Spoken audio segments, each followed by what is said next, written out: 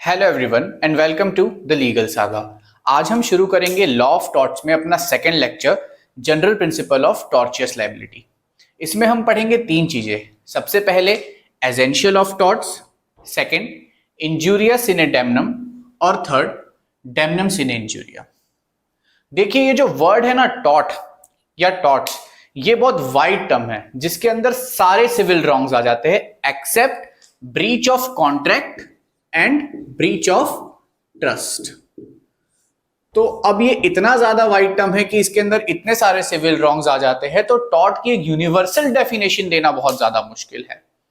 क्योंकि अब universal definition देना बहुत मुश्किल है, इसीलिए हर टॉर्ट के अपने अलग अलग एसेंशियल होंगे। चाहे वो ट्रेसपास हो उसके अपने अलग एसेंशियल होंगे, न्यूसेंस हो उसके अपने अलग एसेंशियल्स होंगे, नेग्लिजेंस हो उसके अपने अलग एसेंशियल्स होंगे। पर ये सारे टॉर्ट्स में दो ऐसे एसेंशियल एलिमेंट्स है जो सब में कॉमन है। यानी हर टॉर्ट में जितने भी एसेंशियल एलिमेंट्स हो वो तो अलग, पर इन सब टॉर्ट्स के दो एसेंशियल एलिमेंट्स रहते ही है जो सब में कॉमन रहते हैं।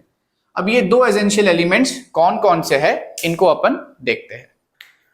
देखिए सबसे पहला एसेंशियल एलिमेंट है एक्ट और omission of act on the part of defendant।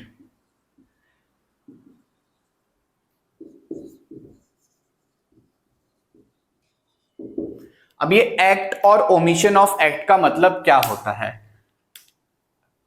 ये माना जाता है कि आपने टॉर्ट कमिट किया है या आपके ऊपर टॉर्ट की लायबिलिटी है जब आप कुछ ऐसा करते हैं जो you were not expected to do when he or she does something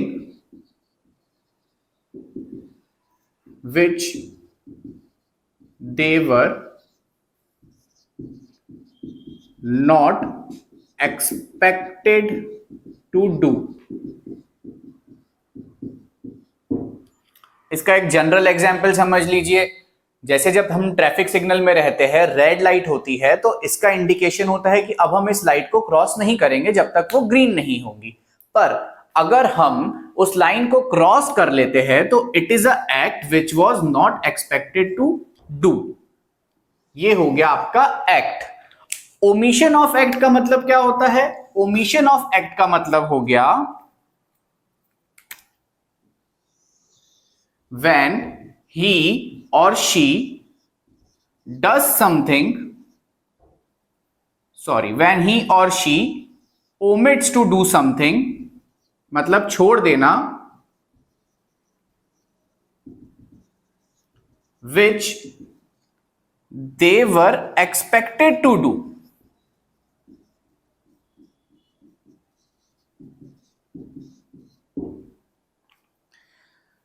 मैं लाइफ सेवर हूं कोई स्विमिंग पूल के आसपास में या स्विमिंग पूल में, और वहां अगर कोई इंसान डूब रहा है तो मेरी ड्यूटी है कि मैं उसको बचाऊं। पर जब मैं अपनी ड्यूटी छोड़ देता हूं, ओमिट कर देता हूं the duty which I was expected to do, तो यहां पे मेरी टॉर्ट की लायबिलिटी आ जाती है। तो हमने पढ़ा सबसे पहले एसेंशियल एलिमेंट्स एक्ट और omission on the part of defendant. Act का मतलब क्या हो गया? व्हेन ही और she does something which they were not expected to do। और omission of act का मतलब क्या हो गया? when he or she omits to do something which they were expected to do। इसका बहुत एक फेमस केस लॉ है जो अपन डिस्कस करेंगे इसके अंदर, वो है municipal corporation of Delhi versus शुभागवती।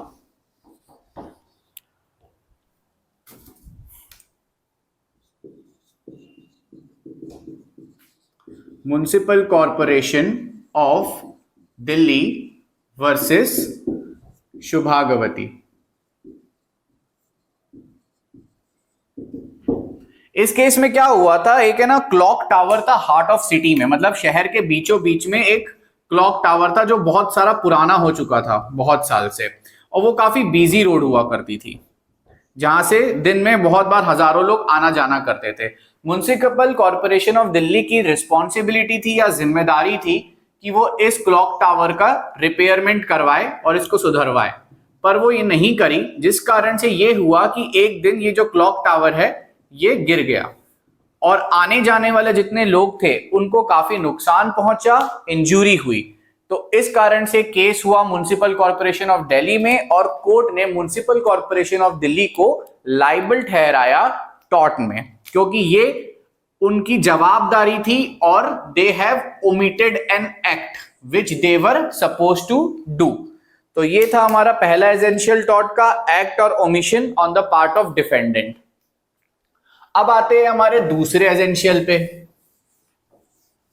दूसरा एसेंशियल हमारा क्या कहता है, कुछ ना कुछ इंजरी होनी चाहिए। जो एक्ट आपने करी है या जो ओमिशन ऑफ एक्ट आपने करा है उससे रिलेटेड कुछ ना कुछ इंजरी होना जरूरी है। सेकेंड एसेंशियल है, दिस एक्ट और omission of act must lead to legal injury. यहां पे इंजुरी मतलब वो चोट लगने वाली इंजुरी नहीं होती है, लीगल इंजुरी होना बहुत ज्यादा जरूरी होता है, तभी सामने वाला टॉर्ट के लिए लायबल होगा। अब ये लीगल इंजुरी हो रही है या नहीं हो रही है, इसको प्रूव करना प्लेंटिफ का काम हो जाता है। बर्डन ऑफ प्रूफ प्लेंटिफ के ऊपर है कि वो बताए कि लीगल इंजुरी हुई है या नहीं हुई है। अगर वो ये चीज नहीं प्रूव कर पाता है तो टॉर्ट्स की कोई भी लायबिलिटी नहीं आती है। तो ये थे हमारे दो एसेंशियल ऑफ टॉर्ट्स। अच्छा, इसमें एक पॉइंट और है जो इंपॉर्टेंट है, जिसको बोला जाता है इनिएंडो। इनिएंडो का मतलब ये होता है प्राइमा फेसिया, यानी सामने से तो वो चीज बहुत सही दिख रही है but there is a hidden meaning behind that. जैसे फॉर एग्जाम्पल, प्राइमा फेसिया सामने कोई आपसे बहुत अच्छे से बात कर रहा है बट एक तरीके से वो आपको इनडायरेक्टली टॉन्ट मार रहा है या इनडायरेक्टली किसी चीज के लिए हिंट कर रहा है। इसका सबसे अच्छा एग्जाम्पल है सरकाज़म।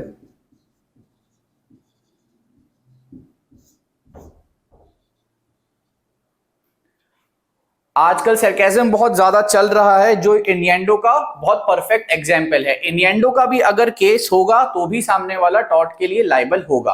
आप सामने मुंह पे तो कुछ बोल रहे हो पर उसको इस तरीके से बोल रहे हो कि इनडायरेक्टली आप सामने वाले को एक टॉन्ट मार रहे हो। This is known as इनिएंडो।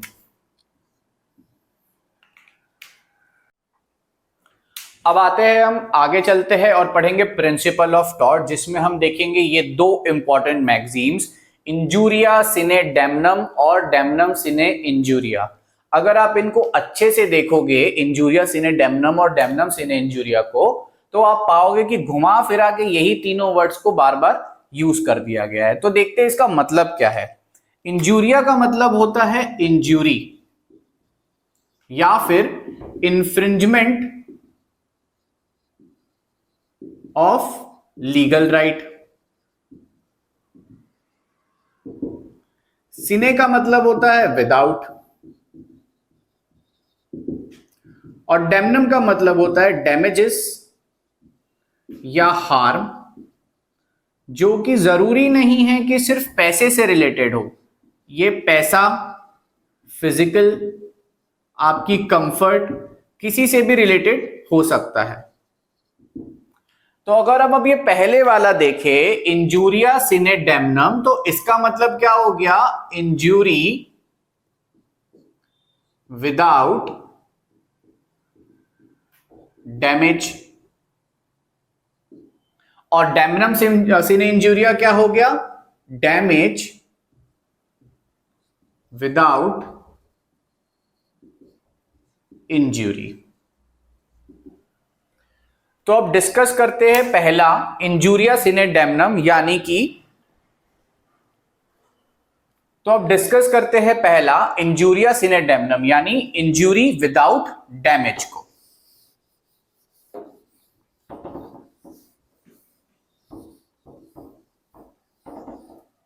देखिए, ऐसी कंडीशंस या ऐसे इंसिडेंट्स जहां पे सामने वाले को इंजूरी तो हुई, यानी उसकी लीगल राइट जो है वो इन्फ्रिंज तो हुई पर उसको कोई डैमेज नहीं हुआ, तब कहलाया जाता है इंजूरिया सिने डेमनम। इसको समझिए एक केस लॉ से जो बहुत इंपॉर्टेंट है।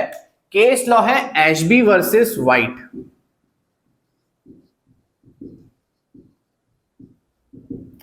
इसमें क्या हुआ था, एक बंदा था एशबी, ये जा रहा था वोट डालने के लिए, इसको रास्ते में रोक लिया दूसरे इंसान ने जिसका नाम था वाइट। वोट डालने जब ये जा रहा था तो वहां जो दो कैंडिडेट्स थे, कैंडिडेट 1 और कैंडिडेट 2, एशबी चाहता था वो कैंडिडेट 1 को वोट करे, पर वाइट ने उसको बीच में रोक लिया, जिस कारण से एशबी जो है वो वोट नहीं डाल पाया। जब इलेक्शन के रिजल्ट्स आए तो पता चला ये जो कैंडिडेट 1 था जिसको एशबी वोट डालने जा रहा था वो ही जीत गया। पर तब तक एशबी ने वाइट के ऊपर केस फाइल कर दिया था। वाइट ने कोर्ट में कहा कि यहां पर क्यों इंजूरियस इन एडेमनम लगेगा, यहां पे तो कोई इंजरी हुई नहीं है, जिस बंदे को एशबी वोट डालने जा रहा था अल्टीमेटली जीता तो वही ना। तो कोर्ट ने बोला कि नहीं, ऐसा नहीं होगा, यहां पे इंजूरियस इन एडेमनम एप्लीकेबल होगा। डजेंट मैटर कि वो कैंडिडेट जीता या नहीं जीता, वोट डालना जो होता है वो लीगल राइट है। आपने सामने वाले की लीगल राइट जो है उसको इन्फ्रिंज किया है, भले ही कोई डैमेज हुआ ना हो या ना हुआ हो, भले ही कैंडिडेट 1 जीता हो या ना जीता हो, उससे कोई फर्क नहीं पड़ता। सेकंड इंपॉर्टेंट जो केस लॉ है इसमें वो है Bhim Singh versus state of Jammu and Kashmir.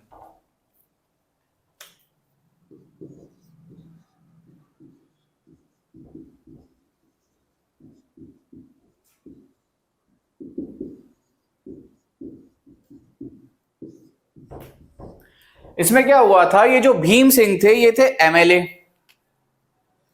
ये जा रहे थे असेंबली में अटेंड करने के लिए। इनको एक कांस्टेबल ने रोक लिया, पुलिस कांस्टेबल ने, जिसके कारण से भीम सिंह जो है वो असेंबली तक नहीं पहुंच पाए। भीम सिंह ने केस कर दिया, तो केस में कोर्ट ने ये बोला कि यहां पे टॉर्ट की लायबिलिटी बनती है, क्योंकि एक एमएलए का राइट है कि वो असेंबली को अटेंड करे, ये उनका एक लीगल राइट है। आपने उस लीगल राइट को वायलेट किया है, भले ही कोई डैमेजेस हुए हो या ना हुए हो। तो यहां पे पुलिस और state of Jammu and Kashmir was held liable और फेवर में हुआ केस भीम सिंह के। तो ये था पूरा कॉन्सेप्ट इंजूरियस इन एडेमनम का, यानी injury without damage. Legal right injured तो हुई है पर सामने वाले को किसी भी तरीके का डैमेज नहीं हुआ। इसमें हमने पढ़े दो case laws, Ashby versus White और Bhim Singh versus state of Jammu and Kashmir. अब हम देखते हैं second, damnum sine injuria. Damnum sine injuria यानी damage without injury.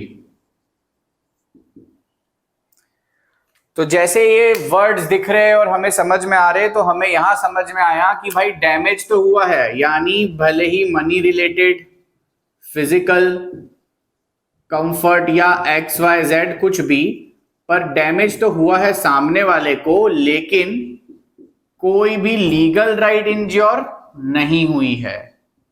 Legal right की इंज्यूरी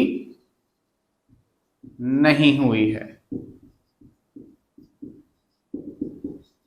इसमें एक बहुत फेमस केस लॉ है जो इस मैगजीन को क्लियरली एक्सप्लेन कर देता है, वो है ग्लॉकस्टर ग्रामर स्कूल केस।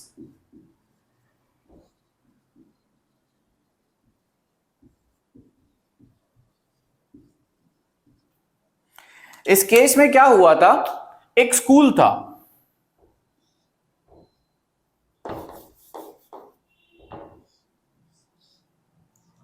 इस स्कूल के जस्ट पास में एक और बड़ा स्कूल खुल गया, जिसके कारण से यहां के जो बच्चे थे वो बड़े स्कूल में शिफ्ट हो गए और बड़े स्कूल को ज्यादा एडमिशन्स मिलने लग गई। तो इस स्कूल ने क्या किया, छोटे वाले स्कूल ने इस स्कूल के ऊपर कर दिया केस। केस चला गया कोर्ट में, कोर्ट ने सारी फैक्ट्स एंड फाइंडिंग्स देखी और उसके बाद बोला कि नहीं, यहां पे टॉर्ट की कोई भी लाइबिलिटी नहीं है, यहां डैमेज जरूर हुआ है पर कोई इंजरी नहीं है।